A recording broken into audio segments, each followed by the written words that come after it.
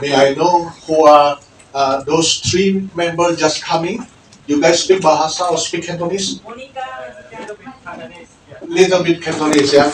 But I'm so sorry I cannot speak Cantonese. I just speak in Bahasa. So hopefully you can enjoy my sermon this morning. Thank you for coming. Yeah. Saudara yang dikasih Tuhan, kita akan lanjutkan pembacaan firman Tuhan kita. Masih dalam kaitan dengan minggu-minggu Pentakosta, kita membuka dari Kisah Rasul pasal 8, Kisah Rasul pasal ke-8, ayat yang ke-5.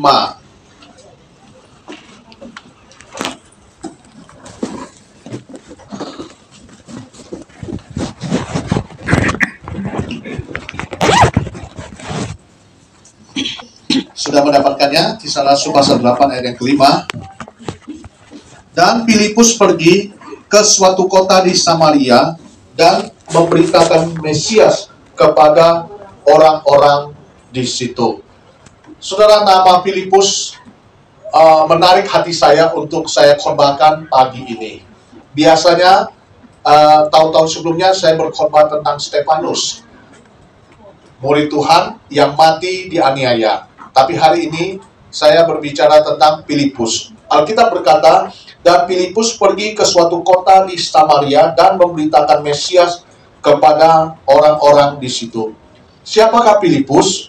Filipus dalam Kisah Rasul 8 ini bukan Filipus yang adalah salah satu dari 12 murid Yesus. Ada murid Yesus bernama siapa? Filipus. Tapi ini Filipus yang lain. Tampaknya nama Filipus ini menunjukkan dia bukan orang Yahudi, melainkan dia adalah orang yang berlatar belakang Yunani.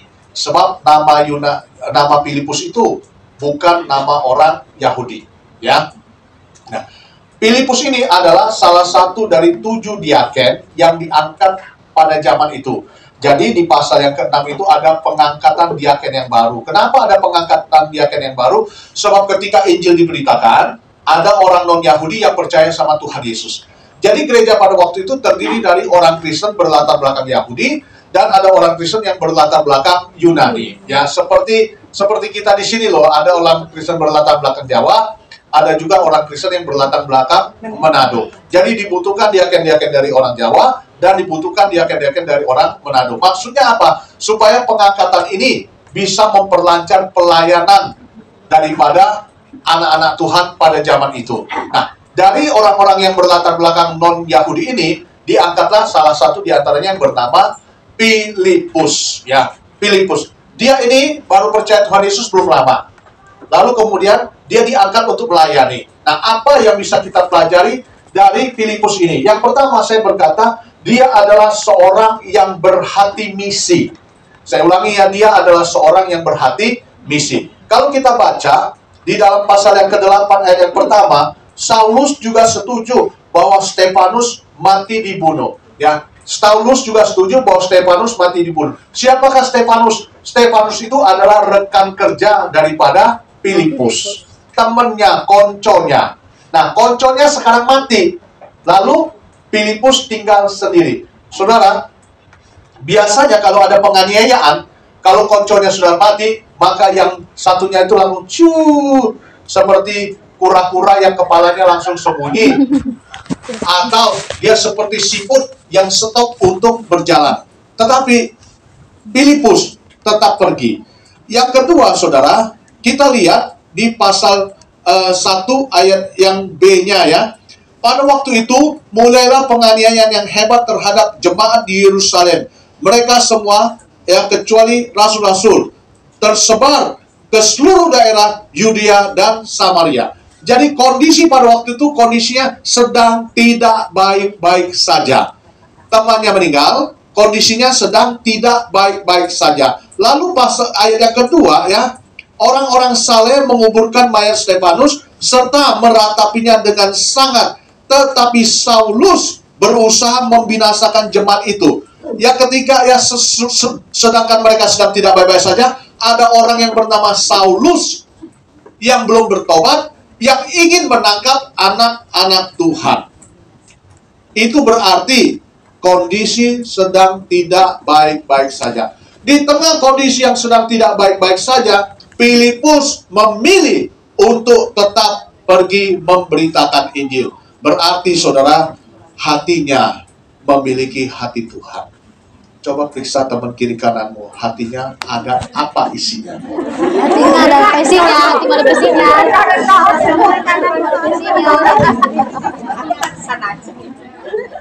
Saudara, hati kita sebagai anak Tuhan, ini isinya macam-macam. Betul ya? Ada yang masih isinya kebencian, ada yang masih isinya kemarahan, ada yang masih isinya kepahitan, dan sebagainya. Semalam, kalau kalian lihat, saya ada live di JBP. Lalu, tema yang saya bicarakan tentang self-healing, bagaimana menyembuhkan hati. Terus ada yang bertanya, Pak, hati saya ini masih penuh dengan kepahitan. Saya marah dengan mantan saya ini itu dan sebagainya, begitu ya. Terus dalam hati aku bilang ya, bodoh, anakku juga ada yang masih seperti itu.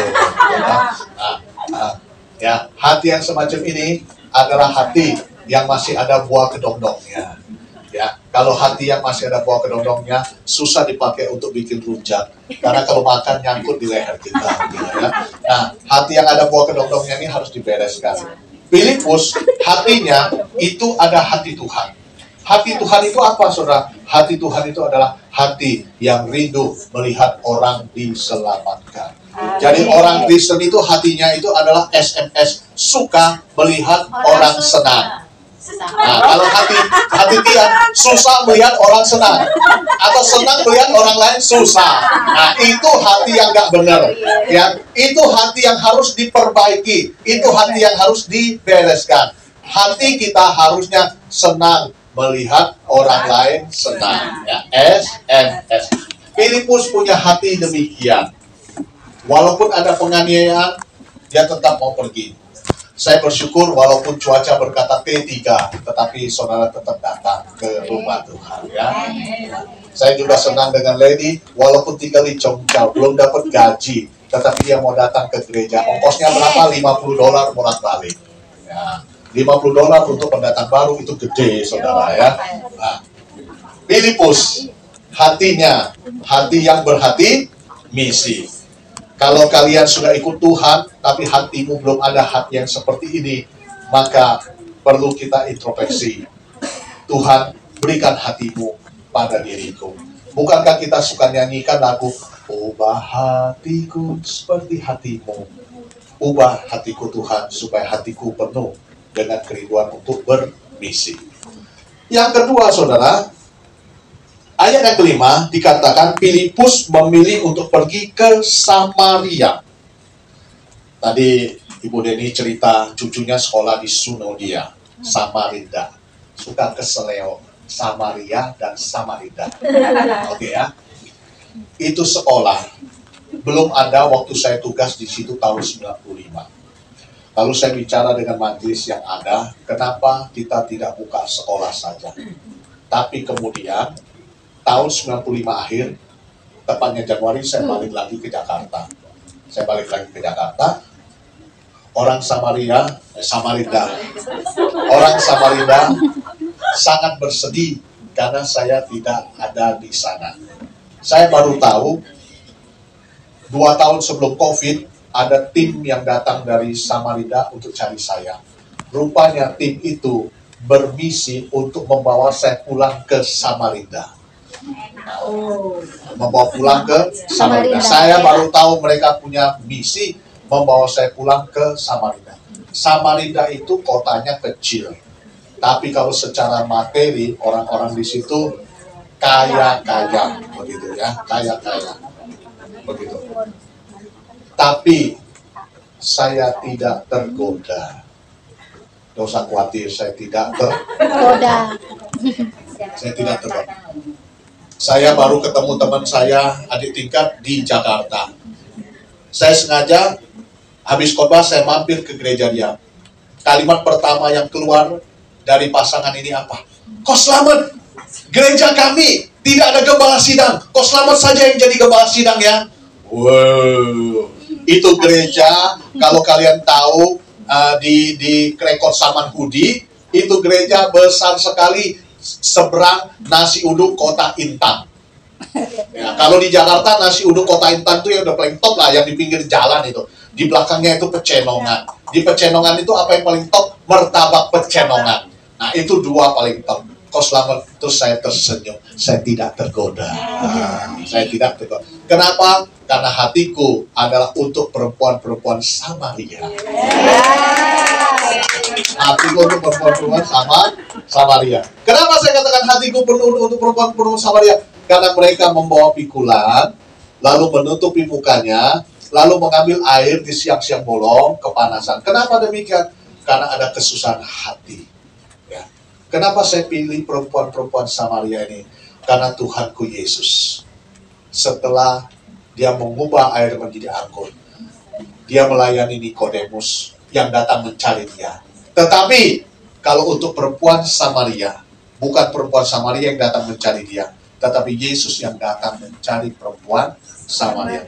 Itu berarti Tuhan menaruh hati untuk perempuan-perempuan ini. Filipus pilih Samaria.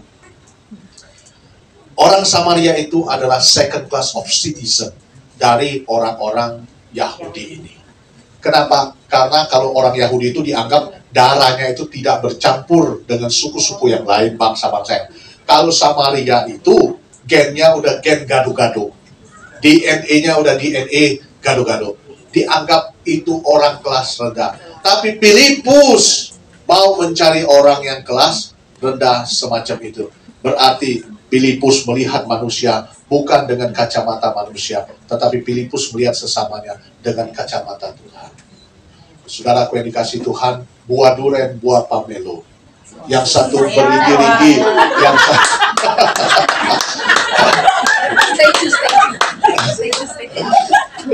yang satu berigi-rigi, yang satu licin, begitu. Tentu kadang-kadang pamelo lebih cantik dari durian, tetapi walaupun durian berigi-rigi, tetapi dalamnya itu enak, manis. Kalau pamelo itu apa? Kadang-kadang kecut, kadang-kadang sempet, kadang-kadang pahit. Oh, jadi jangan lihat orang dari kulitnya. Lihatlah orang menurut kacamata Tuhan. Filipus mengasihi Samaria karena Tuhan Yesus mengasihi orang Samaria. Hari ini saudaraku yang dikasihi Tuhan, banyak orang-orang seperti ini ada di sekeliling kita. Ada di sekeliling kita. Jadi kalau kita ketemu dengan orang yang belum percaya itu ya, yang mukanya agak kecut-kecut itu tanya, apa yang bisa saya bantu? Apa yang bisa saya doakan? Jangan sampai kita ketawa, ngakak gitu sampai lupa tetangga kiri dan kanan. Bisa jadi mereka adalah orang Samaria dan saudara adalah Filipus yang pergi untuk menjemput dia untuk datang kepada Tuhan Yesus. Yang kedua, Filipus ya, hatinya untuk orang kecil. Yang ketiga, saudara, dikatakan Filipus ini memberitakan Injil dengan penuh kuasa. Mari kita lihat ayat-ayat selanjutnya. Filipus di Samaria, gitu. Ayat yang ke-6. Ketika orang banyak itu mendengar pemberitaan Filipus dan melihat tanda-tanda yang diadakannya, mereka semua bulat hati menerima apa yang diberitakannya. Melihat tanda-tanda, bahkan banyak orang yang kerasukan roh jahat pun keluar. Roh-roh itu sambil berseru dengan suara keras, dan banyak juga yang lumpuh dan orang timpang yang disembuhkan. Filipus orang kecil, tetapi dia punya kuasa yang besar. Tuhan Yesus sebelum naik ke surga dia berkata apa? Segala kuasa di surga dan di bumi ada padaku dan aku berikan kepadamu. Amin. Untuk apa saudara? Untuk memperlengkapi kita menjadi pemberita-pemberita Injil. Semua orang yang percaya, yang melakukan pemberitaan Injil, itu punya kuasa dari Tuhan. Amen. Karena itu kalau lain kali ada orang yang kerasukan setan di sini, jangan panggil Bapak. Bukan. Doain sendiri. Kenapa? Karena kalian juga punya kuasa tersebut. Kalian punya kuasa. Keluar ke sana, Tuhan juga memberikan kuasa kepada kalian. Jalani, imani, yakinkan bahwa kalian memiliki kuasa tersebut. Ini yang ketiga. Yang keempat, saudara, apa yang kita pelajari? Di tengah dia top. Ayat 26-40, dia mau melayani sida-sida Ethiopia. Saudara, sida-sida Ethiopia ini orang yang paling kasihan, saudara. Kenapa? Di kampungnya, dia tidak dianggap manusia karena dia sudah dikebiri.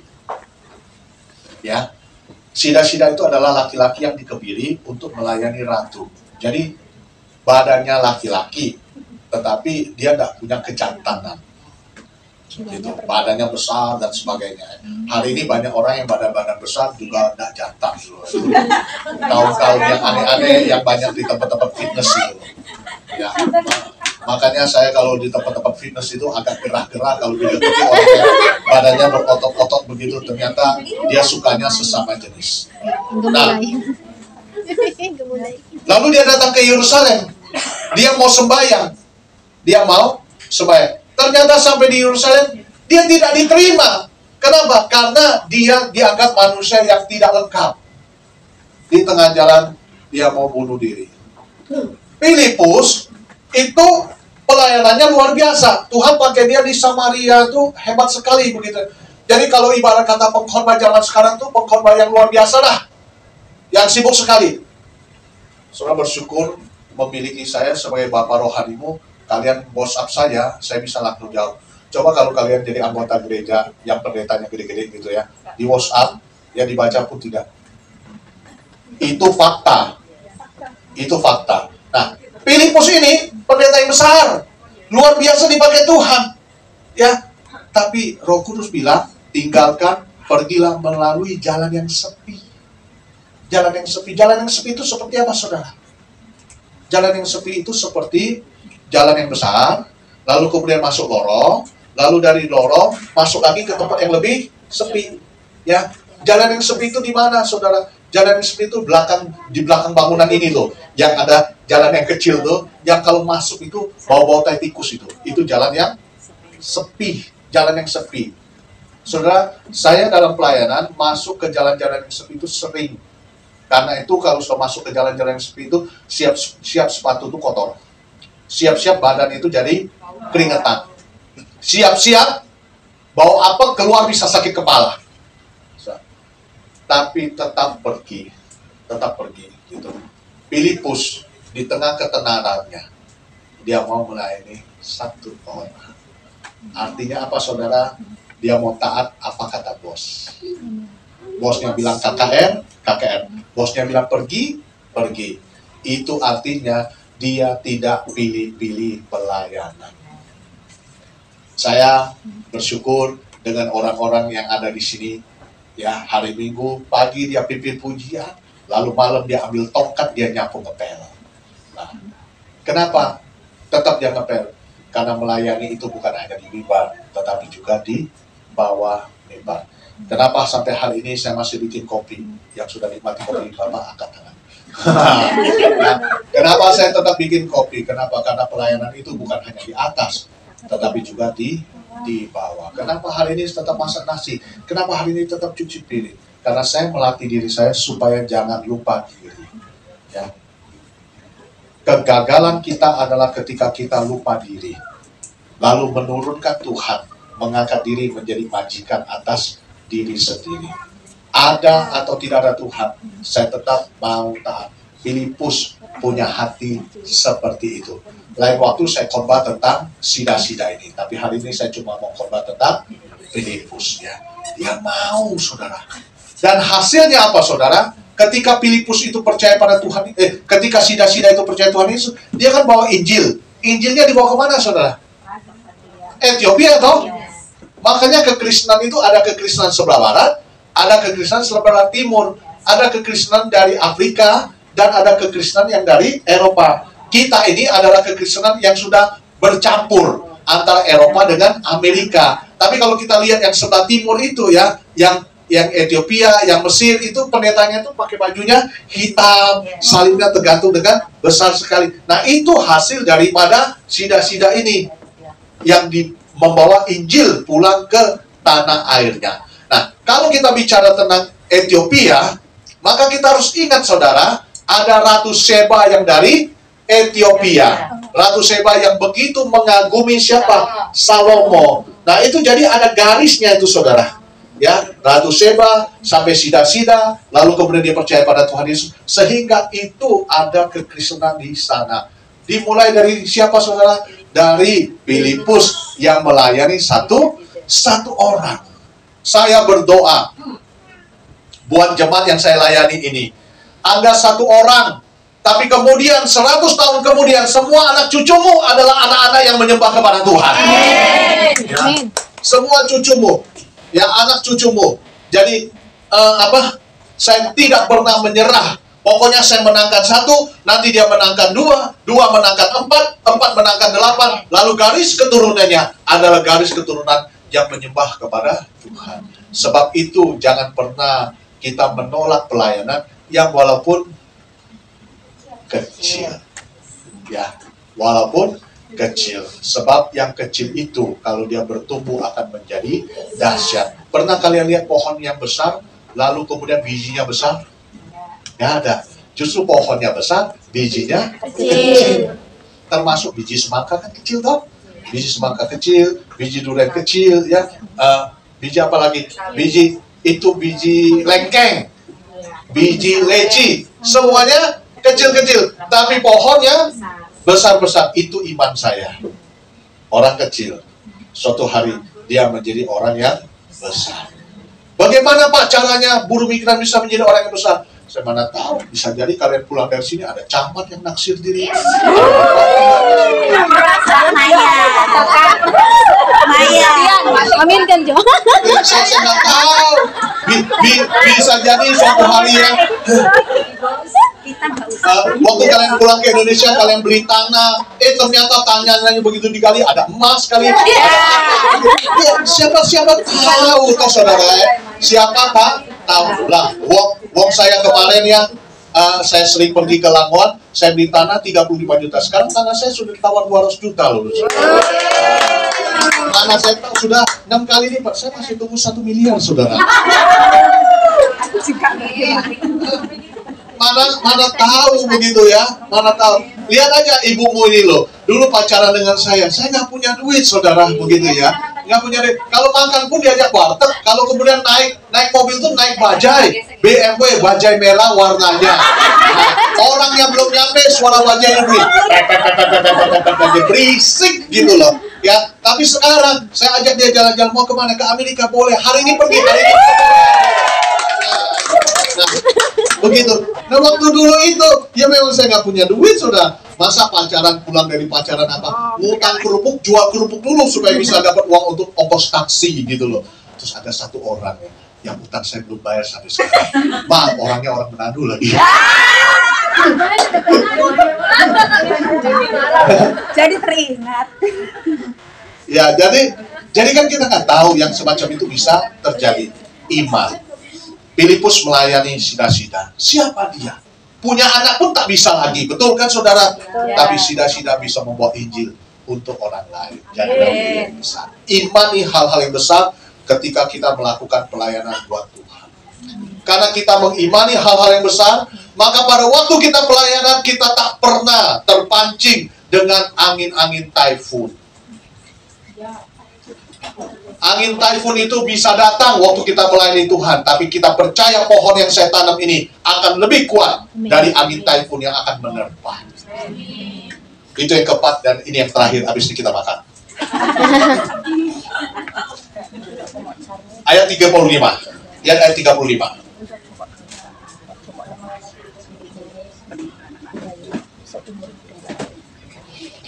Maka mulailah Filipus berbicara dan bertolak dari nas itu, ia memberitakan Injil Yesus kepadanya. Jadi begini saudara, Sida-Sida ini kan lagi frustasi baca Alkitab, ya. Nah, waktu dia baca Alkitab, dia nggak ngerti ayat ini artinya apa. Lalu kemudian Filipus datang. Pada waktu Filipus datang, Filipus kan nanya, ya basa-basi, siapa namamu, apa pergumulanmu, apa yang bisa saya bantu. Nah kemudian Sida-Sida ini kasih ayat kepada Filipus. Waktu kasih ayat kepada Filipus, Filipus baca kan? Setelah Filipus baca, dari ayat ini, dengan bertitik tolak ayat ini, dia memberitakan Injil. Berarti Filipus ini menguasai Alkitab, saudara. Nangkep ya? Menguasai Alkitab, dan dia bisa menggabungkan ayat Alkitab ini kepada Injil. Kata orang, perempuan itu pandai menggabung-gabungkan. Menggabungkan apa? Cerita 10 tahun, ditambah dengan cerita 17 tahun, lalu ditambah dengan cerita kemarin, lalu kemudian campur semua kan?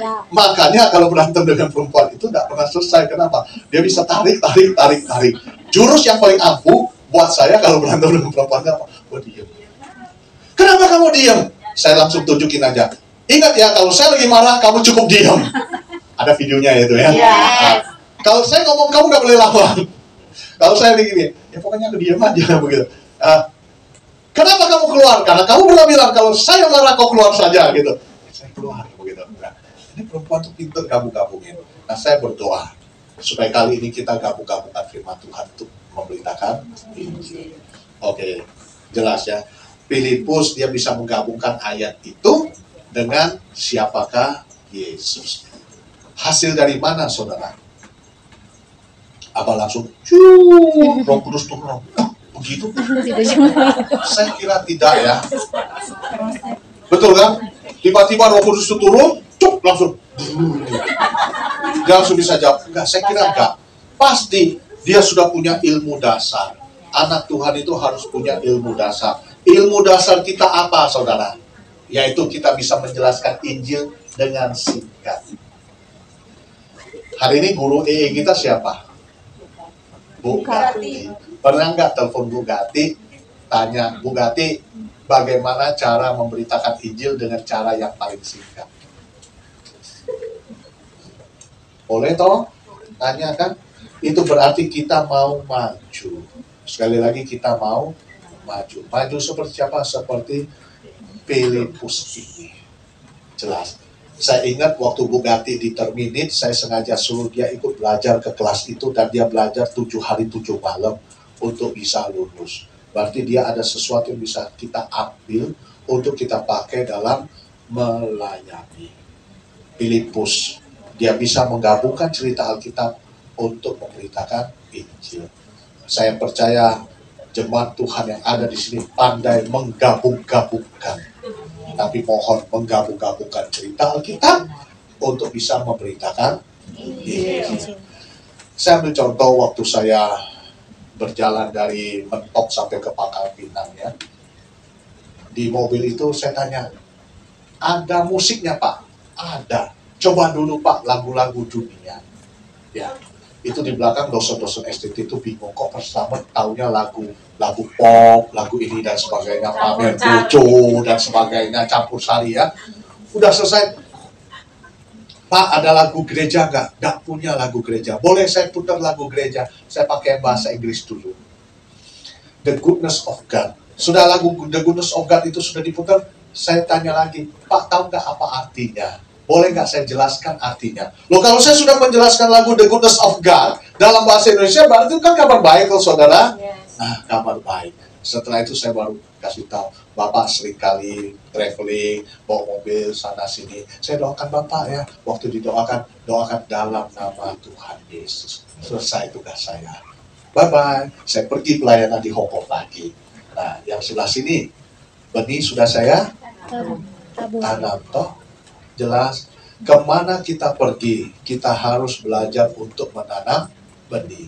Baru kita dipakai Tuhan luar biasa. Jangan kemana kita pergi, kita ngutang orang, lalu kemudian kabur, tidak balik lagi. Ya, tapi kita harus pergi untuk apa saudara? Menanam benih. Taruh benih itu. Imani bahwa suatu hari orang ini bertobat. Teman remaja saya, sama-sama main biliar. Dia jago, saya nggak jago.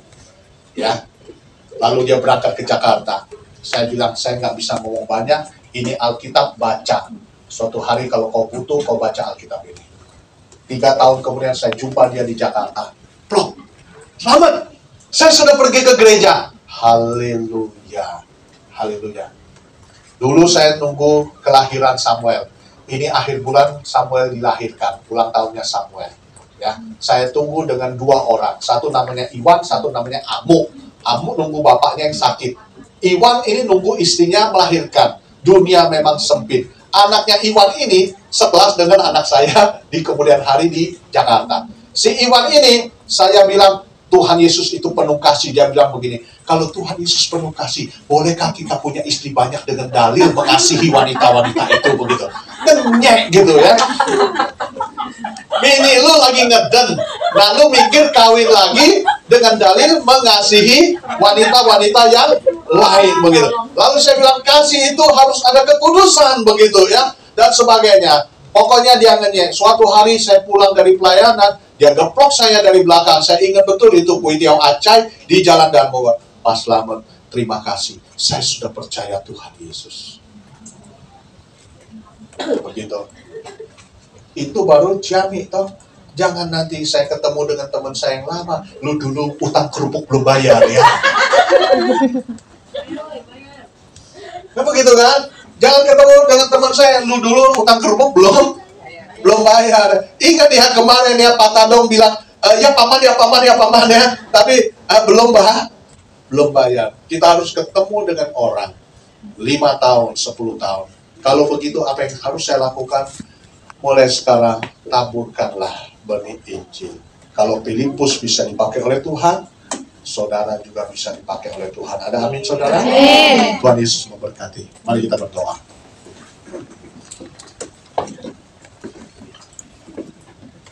Buka tanganmu, mintalah kepada Tuhan supaya Tuhan Yesus mengurapimu sehingga engkau diubah oleh Tuhan, ya, punya hati untuk memberitakan Injil, ya, memilih orang-orang kecil, diberi Tuhan kuasa, ya, bahkan mau melayani orang yang dianggap tidak bernilai, dan pada akhirnya Tuhan Yesus memberikan kemampuan pada dirimu sehingga engkau memiliki kuasa tersebut. Ya. Kalau Tuhan pernah berikan kuasa itu kepada murid-murid 2000 tahun yang lalu, Tuhan yang sama juga akan memberikan kuasa kepada jemaat sekalian yang hadir pada pagi hari ini.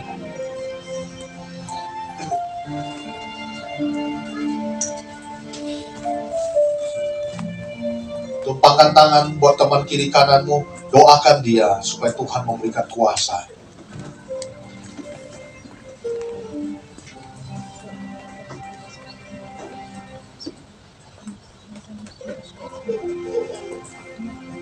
Tuhan memberikan kuasa buat temanmu.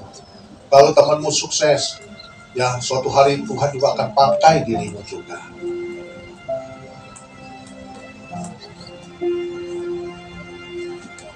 Bapa, terima kasih untuk firman Tuhan hari ini. Kami mau menjadi Filipus yang tetap keluar, punya hati misi untuk menjangkau orang Samaria.